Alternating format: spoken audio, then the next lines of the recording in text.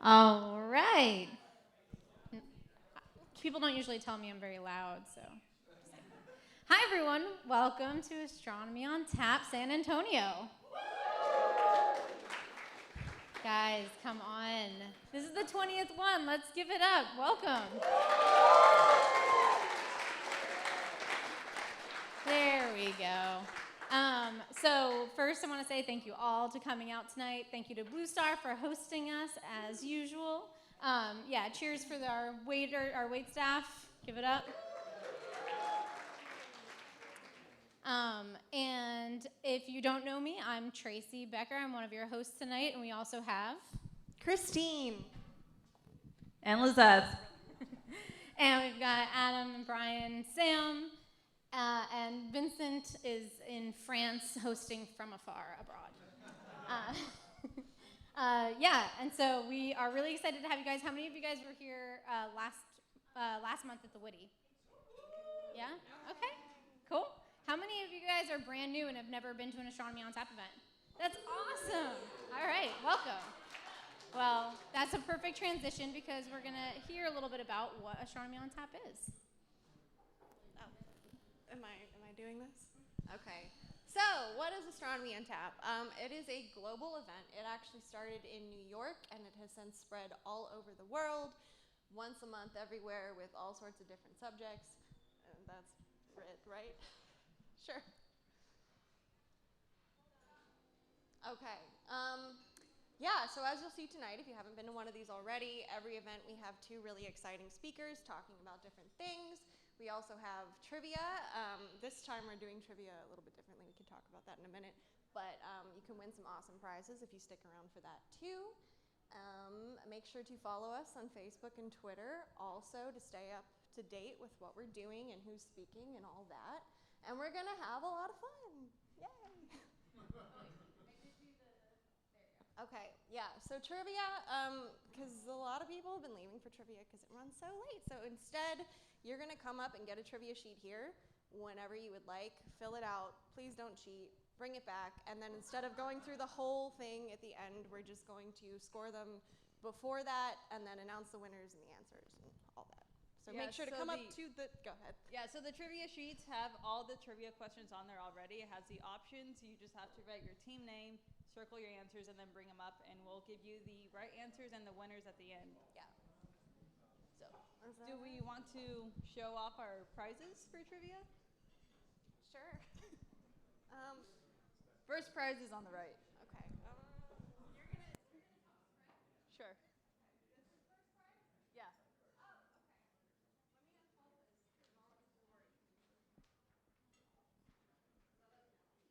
Yeah. So first prize gets a LRO 50th Apollo anniversary poster.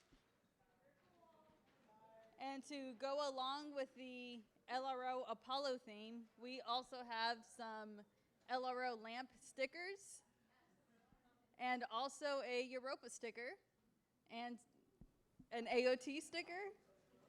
And if you were not at last month's event, we also have some keychains that we're giving away. It's a bottle opener for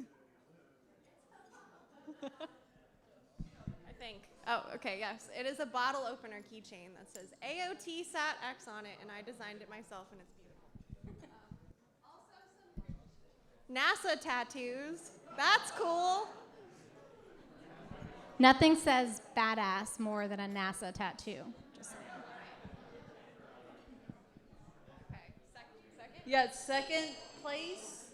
What is this? Oh, it's the magnetosphere. We'll get a Magnetospheres poster. Guys. Ooh. Ah. And then, of course, you also get the Europa and LRO stickers, as well as the NASA tattoo and AoT sticker. And then you also get these stickers for third place and an International Day of Light poster.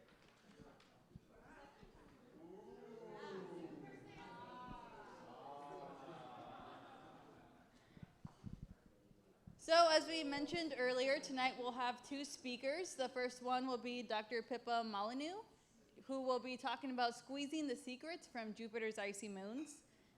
We'll then have about 5 minutes for question and answers. You can text your questions to the phone number, which we'll put up in a minute. And we'll have a 10-minute break before moving on to our second speaker, who is Dr. Akbar Wizin, who will talk about space mining. And then, of course, at the end, we'll go over the trivia answers.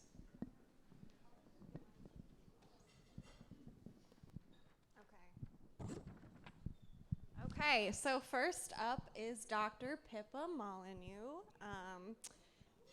Okay, she's a senior research scientist at the Southwest Research Institute here in San Antonio.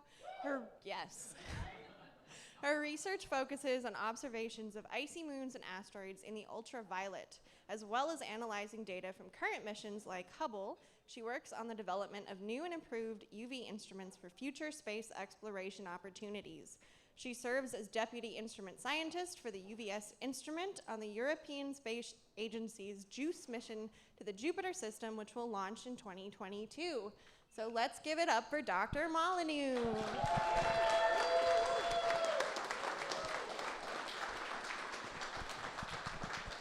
Also, please drink every time she says the word Ganymede.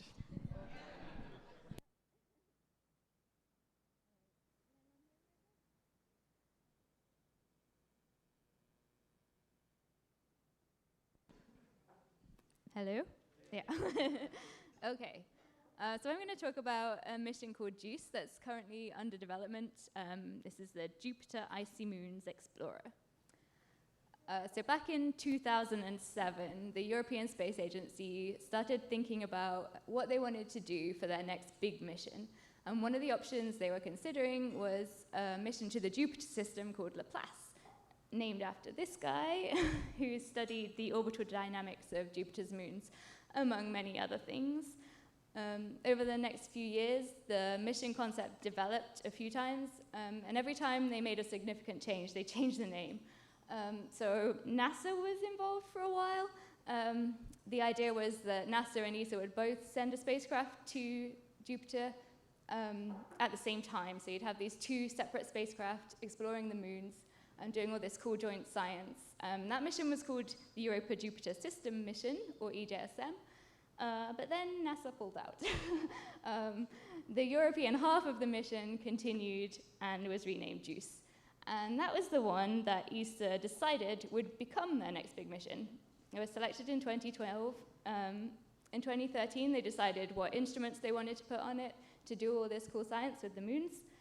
And between then and now, we've done loads of work refining the designs of all the scientific instruments, the spacecraft itself, and looked at like different trajectory options, things like that. So it's all going well. This is what the mission currently looks like. This is the main spacecraft body. It's all been assembled, and now they're working on kind of putting in all the different systems, things like power system, propulsion, stuff like that. And then they'll integrate the instruments. So we have 2.5 years left to get that all finished off before launch. And then we'll have a really long wait. It's going to take 7.5 years to get to Jupiter. It'll go into orbit about 10 years from now, right at the end of 2029. And then it'll spend the next few years exploring the system, doing close flybys of 3 of Jupiter's icy moons. And then it will go into orbit around Ganymede.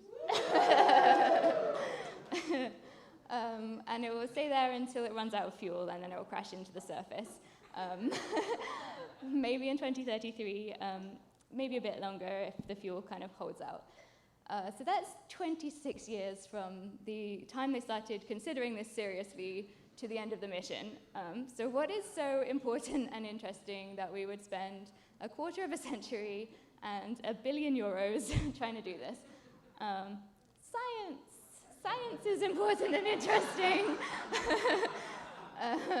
And the science that JUICE will focus on is the emergence of habitable environments among Jupiter's icy moons. So if we think about all the life we're aware of on the Earth, we think there are certain things that are required for all kinds of life. So these include liquid water, a stable environment, so you don't want your ecosystem to be wiped out by a massive change in temperature or something as soon as it evolves. There are also certain chemical elements that we think are essential, and you need some kind of energy to keep the life going.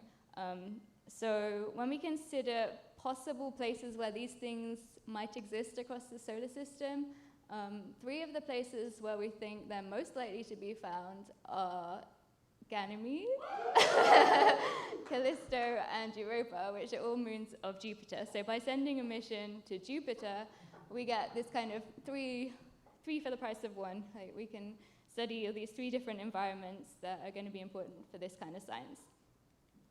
So Jupiter has a lot of moons. The current count is 79, but most of them are small, irregular lumps of rock from captured asteroids and things like that. There are 4 major moons. They're named the Galilean moons after Galileo, who discovered them. Someone else discovered them at exactly the same time, but Galileo got the credit. So the innermost moon, the one closest to Jupiter, is Io, and then moving out we have Europa, Ganymede, and Callisto. Io is not icy. It's incredibly volcanic and not at all habitable, so we're just going to ignore Io. Sorry, Io. But each of the other 3 moons is interesting in its own right. You don't have to be an expert to look at these moons and see that they're completely different. They look different, and they are different. So Europa is interesting because the surface seems to be quite new and recent, and we know that because there's not a lot of craters on it. So we think what's happening is that, whoops, that's the wrong button. So we know there's a liquid water ocean just under this icy shell, and we think that the water is kind of welling up and resurfacing it and like freezing and putting down fresh material. So we think that's still happening today. And one thing that we think is happening below the ocean is that where the ocean is in contact with this rocky material, we think there might be systems of kind of hydrothermal vents like we see on the Earth. So when we see these things on the Earth, this is like undersea volcanism, and all of these areas are completely teeming with life when we see them on Earth. So all these reddish things here are tube worms, and then if you look closer, there's crabs and fish and mussels, and all this stuff is like many miles below the sea, away from all sunlight. And I'm definitely not saying there's crabs on Europa, but if there's any kind of possibility for simple life somewhere in the solar system, then this is the kind of place that we should be looking for it. I also really like this picture because it looks like there's a duck just sitting at the bottom of the ocean. It's not a duck. And so we think we've seen evidence that this kind of volcanism at the bottom of the ocean at Europa is actually pushing up the water right the way through the surface. So with the Hubble Space Telescope, we see these emissions that are from hydrogen and oxygen, H2O, and they're kind of bursting out of a region close to Europa's South Pole.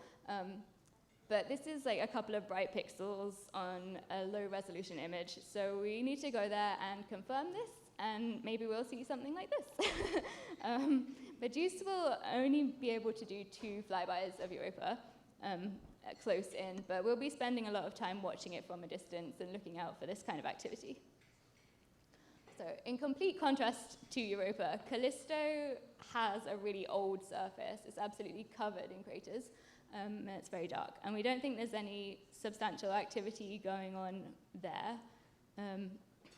But we want to go there and explore, basically understand the difference between Europa and Callisto and how they evolved differently and became so different now. Callisto is probably the least studied of the Galilean moons, so I think we're going to discover a lot there. And JUICE will do somewhere between 12 and 15 flybys, 17, sorry. They're still kind of refining the trajectory and finalizing everything. And then in between Europa and Callisto, there's Ganymede. Ganymede is my favorite. And that's why I chose that word.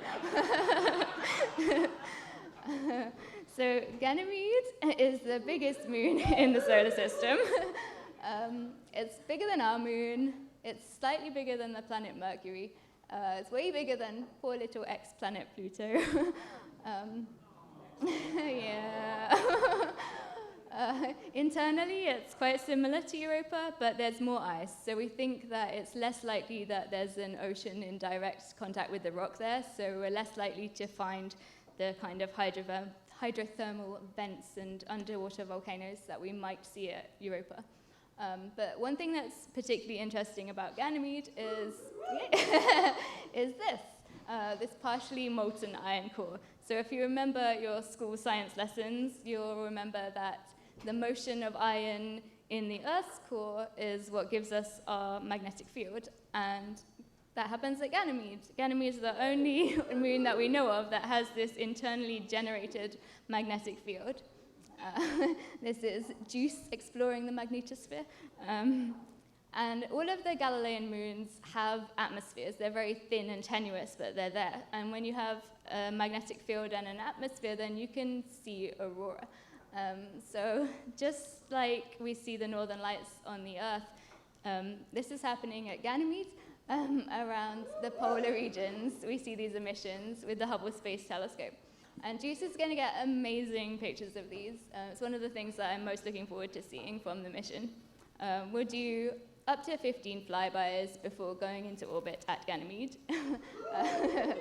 And hopefully we'll stay there for at least 280 days, maybe more. So to explore these moons, we have 10 scientific instruments. And the flags here show where the principal institute for each instrument is located, but all of them are international collaborations. And you'll see this one here, JUICE UVS. The principal institute for that is the Southwest Research Institute here in San Antonio. Yay! So I'm not going to go through all the instruments because that would take forever, but in summary, there's some that look at geophysics, so they'll be doing things like measuring the topography and topology of the moon, so the height and depth of different features, and they'll also look at the structure of the icy shells. They can penetrate a bit into the subsurface and show us what kind of layers there are there. Then we have in situ instruments, so they study the magnetic field, charged particles like electrons and protons, and also neutral particles, so atoms and molecules in the atmospheres of the icy moons. And then we have remote sensing instruments. So these ones detect light. So we have a visible imager, we have a near-infrared instrument, sub-millimeter, which is far infrared into the millimeter part of the spectrum, and then UVS looks at ultraviolet light. So we'll be looking at reflected light. This is an example from a similar instrument on a lunar mission, and also the emissions from the atmospheres. This is Jupiter's aurora. So we'll see things like that. This is what the instrument looks like right now. It's a box. If you look inside, you can see how it works. So usually we'll be looking at things through this aperture, which is up here in this picture. Sometimes we want to look at the sun, and it's so much brighter than everything else that we have a special aperture for that to cut down the signal. So that's what this sticking out bit is. But either way, the light comes in, it hits this mirror, and then it's focused onto this grating, and the grating works in a similar way to a prism. So a prism bends light by a different amount depending on the wavelength. So blue light is bent more than red light, and you see a rainbow. This grating reflects light at a different angle depending on the wavelength of the light. So at the detector, which is over here, instead of seeing a single image like you see in your camera, we see multiple images each at slightly different wavelength.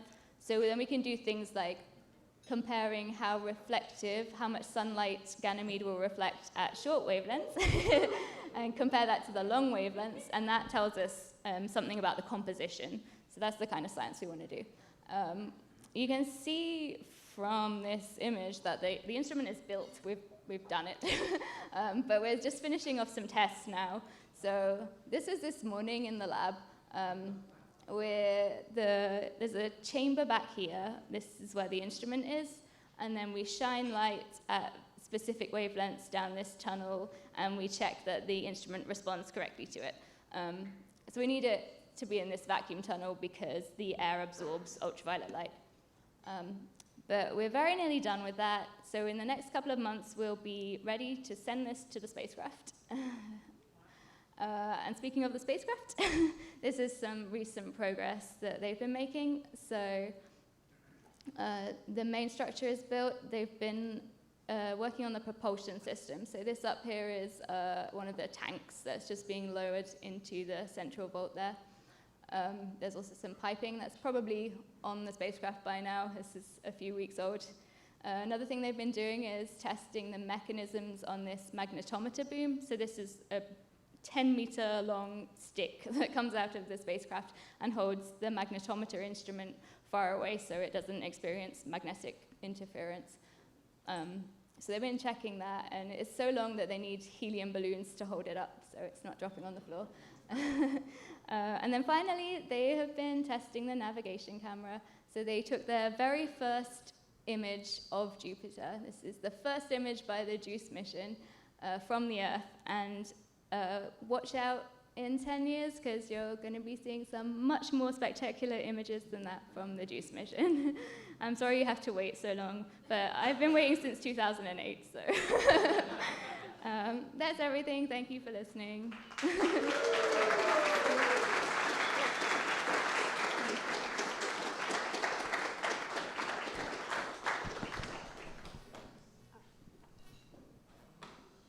Great talk. So we have a couple of questions. Okay. One, how will they learn about potential life at the ocean floors of Europa if they're only flying by? Yeah, so we'll mostly be just looking at what's coming out in the plumes if we see the water coming out.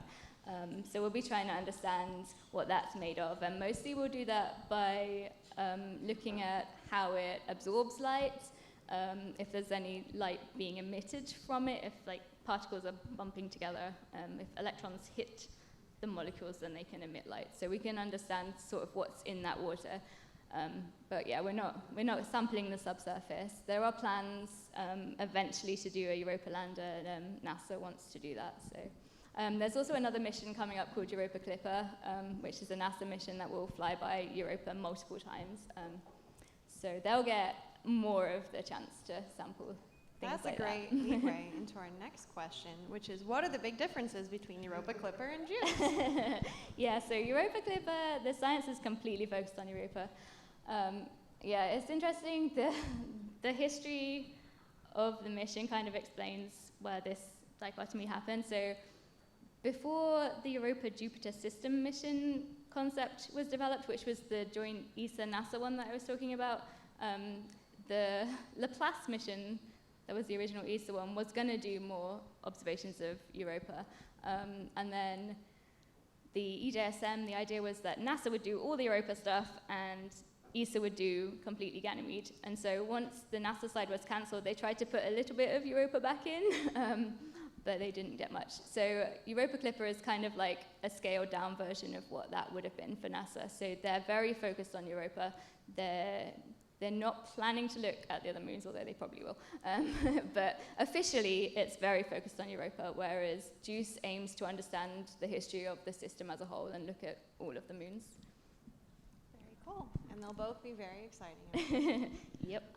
Final question. What other countries are involved in the JUICE mission besides US? Most of the countries in Europe. So there's instruments from Germany, Sweden, the UK, France, Italy has a lot, and all of the teams are kind of multinational as well. So there's there's a lot going on. The spacecraft itself was built in France in the Airbus company in Toulouse. They're doing the integration of all the instruments in Germany. ESA, most of their labs are in the Netherlands. So there's a lot of travel between all the countries. It's a real kind of global collaboration. Yeah, that's the best kind. Okay, I lied to you. We have one more question. Okay. You said at the end of the mission, JUICE would be crashed into what moon? Ganymede. Ganymede. Yeah.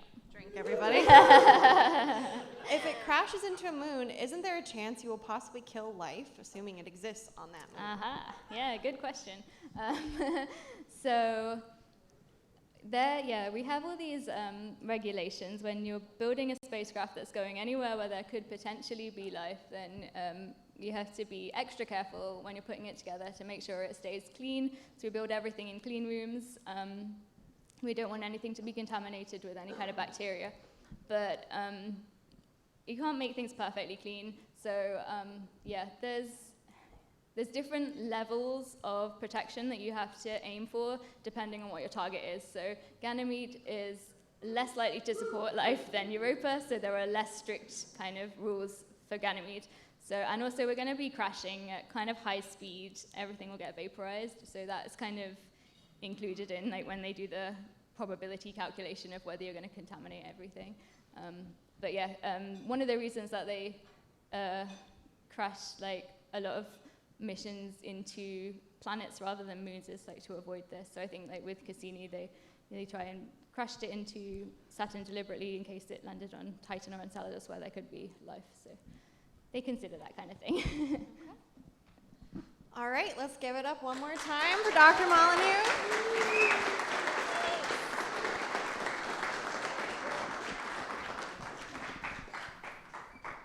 Cool. That was awesome. I was excited to learn so much about Ganymede.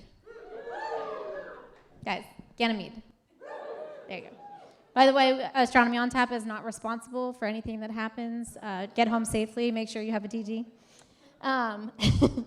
So I'm going to tell you guys a little bit about astronomy in the news, what's going on.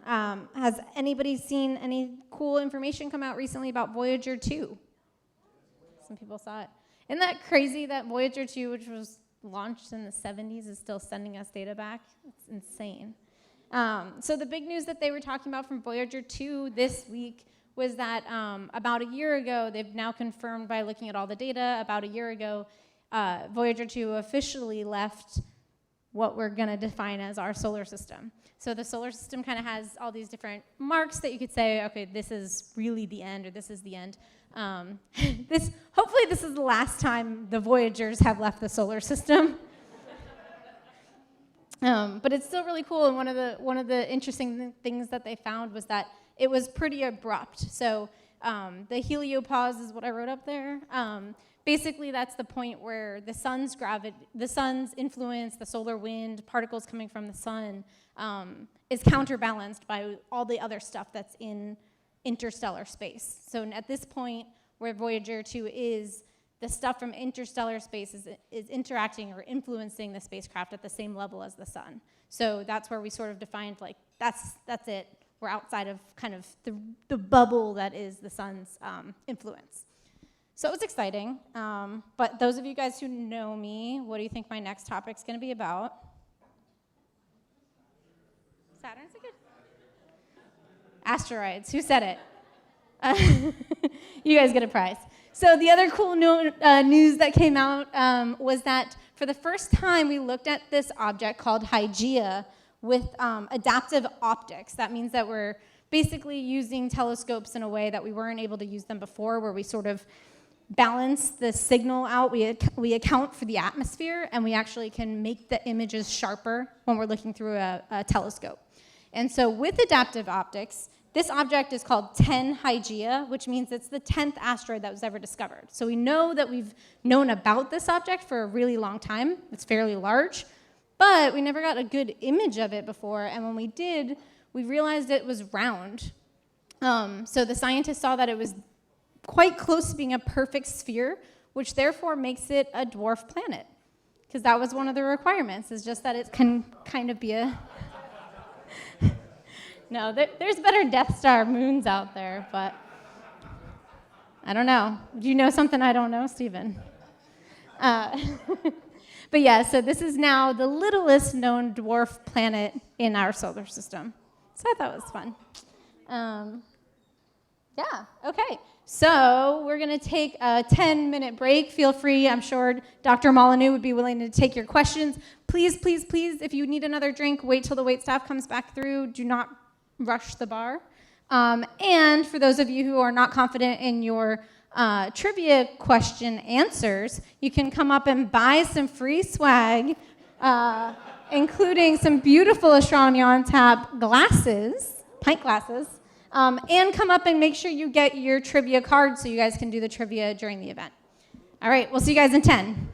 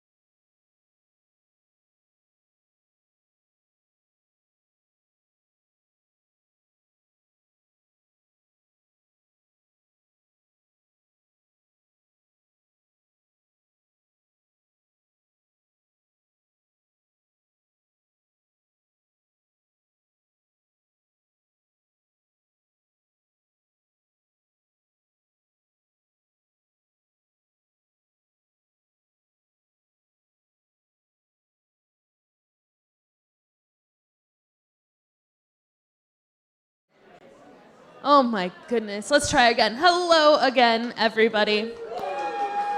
Woohoo! Awesome. So we are about to get started on the second talk, but before we do that, I want to remind you to turn in your answer sheets. We are going to be sitting right over here. So if you have completed your answer sheet and you have not turned it in, make sure you turn that in so that we can begin scoring those. All right. So I'm going to be talking a little bit about some upcoming events. So how many of you are enjoying tonight so far? Oh, that didn't sound as enthusiastic as I had hoped. All right. Well, if you're enjoying tonight, I hope that you will join us again in January. So on January 29th, we will be back here at Blue Star. We are still getting our speakers confirmed, but I can guarantee they are going to be fantastic. So again, January 29th, right here at Blue Star.